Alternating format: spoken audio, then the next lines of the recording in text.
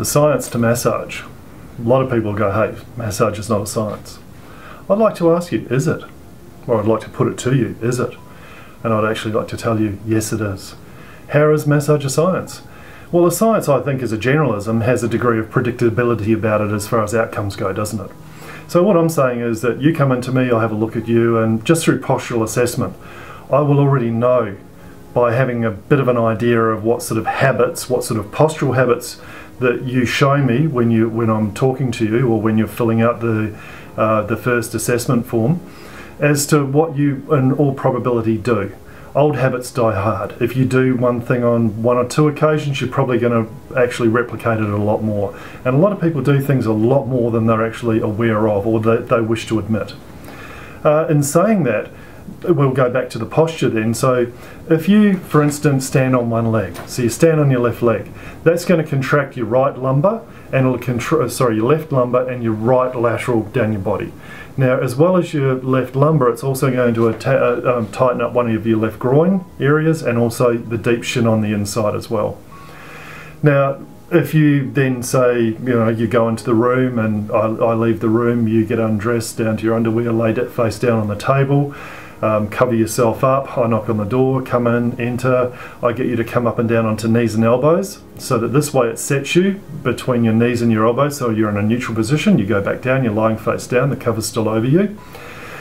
I can then look at your muscles, and your muscles will tell me exactly what I thought from out there, and that is that the left lumbar will be more proud than the right. I can then go to the hips, and either side of the hips, the right will be more proud than the left. There'll be a hollow in here if you stand on your left leg. So there's a muscle imbalance, and that's the predictability. And this is where someone who knows what they're doing with massage, it's a science. I then know which muscles are short and strong and need to be loosened out, which muscles are long and weak, and they're the ones we leave. Because if you lengthen a muscle out that's long and weak, we make it longer and weaker, yes?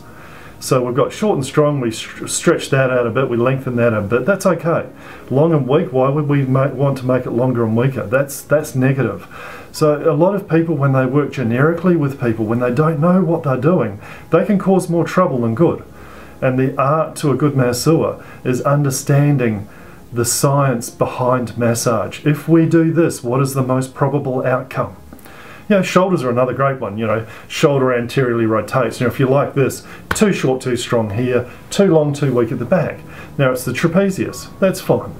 The other thing that happens is that the pec muscle, the chest muscle, attaches onto the outer part of the shoulder, the humerus, which is the bone that sits in here. The humerus then anteriorly rotates and it lifts up into the glenohumeral cavity, or the shoulder joint for short. When that happens, two muscles, the tendons, muscles attach onto bone by tendons. So the tendons of two muscles, long-headed biceps, one of these ones here, and one up here, supraspinatus, both go into the shoulder joint, into the shoulder cavity.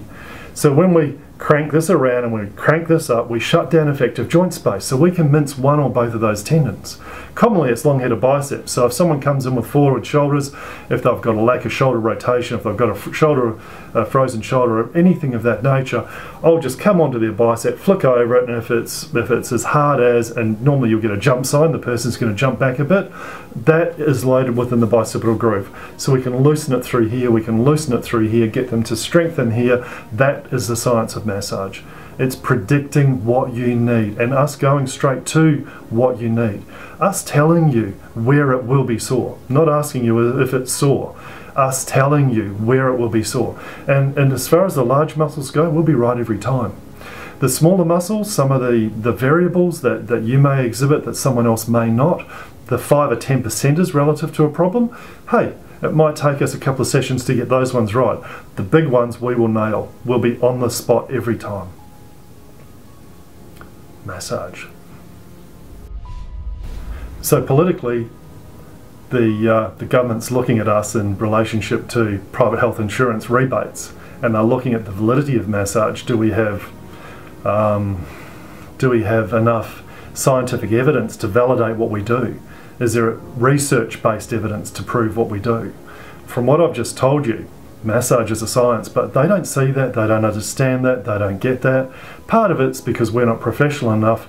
We haven't stepped away from the other areas that people that we're grouped with. Remedial massage is grouped, as I've said with one of the other videos, with too many other things. So yeah, the government, hey, please get behind us, please help us to separate ourselves from everyone else so that we can help people, so that we can give them the understanding of what's going on. And hopefully you'll get a lot of case studies from people, a lot of individual things where people write into you and go, what are you doing? Why are you doing this? You know, massage gives us something that a lot of other therapies, quite frankly at the moment, just aren't doing. And that's not belittling them, it's because we're the muscle specialists. This is what we do, this is our forte. This is what we live and breathe and eat for. You know, it's to try and help people. Please get with our program, just help us a little bit, don't inhibit us.